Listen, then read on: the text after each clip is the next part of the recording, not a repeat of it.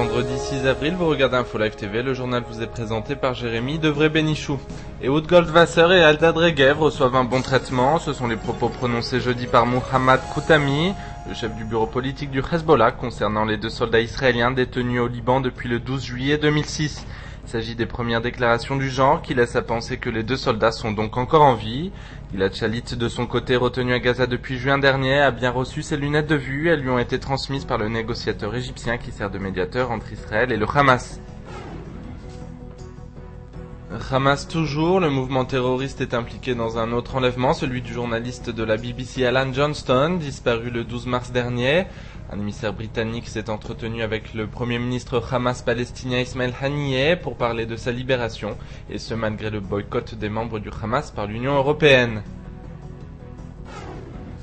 Nous collectons des renseignements sur l'Iran, a déclaré l'un des 15 marins britanniques libérés mercredi par Téhéran. Ces propos prononcés lors d'une interview à Sky News avant leur capture n'ont été diffusés que jeudi par la chaîne pour ne pas compromettre leurs chances de libération. À Hebron, le ministre de la Défense Amir Peretz a demandé jeudi à l'armée de procéder à l'évacuation des squatteurs israéliens qui ont investi une maison de la ville dont ils revendiquent la propriété. La décision s'appuie sur une clause qui prévoit que les locataires de la maison doivent avoir l'autorisation du ministère pour s'y installer, ce qui n'est pas le cas.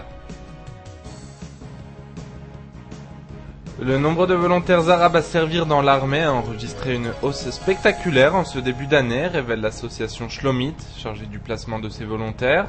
Entre décembre et mars, ils étaient 213 volontaires contre 130 pour toute l'année 2006. Enfin, cela relève presque de l'exploit, mais le Maccabi Tel Aviv s'est imposé jeudi soir sur le CSKA Moscou en basket, sur le score de 68-56, se qualifiant ainsi pour les quarts de finale de l'Euroleague. Les jaunes et bleus étaient donnés perdants après leur cuisante défaite de mardi en match aller. Enfin, votre programme télé sur Info Live TV, c'est une interview exclusive d'Abbas Zakour qui siège à la Knesset aux côtés du très controversé Ahmed Tibi. Et puis retrouvez tous les faits marquants de la semaine écoulée dans notre magazine Une semaine en Israël. Bon week-end à tous, en direct de Jérusalem. Aujourd'hui, le monde entier parle d'Israël. Mais qui parle d'Israël au monde entier, en temps réel, en 4 langues et en direct de Jérusalem? Infolive.tv, la première chaîne de télévision internationale israélienne. 24 heures sur 24, 7 jours sur 7, suivez de l'intérieur l'actualité d'Israël et du Moyen-Orient. Des reportages, des interviews, un grand journal et des flash infos en images dès que l'actualité l'exige. Infolive.tv, votre regard direct et vrai sur l'actualité d'Israël. Retrouvez Infolive sur internet www.infolive.tv.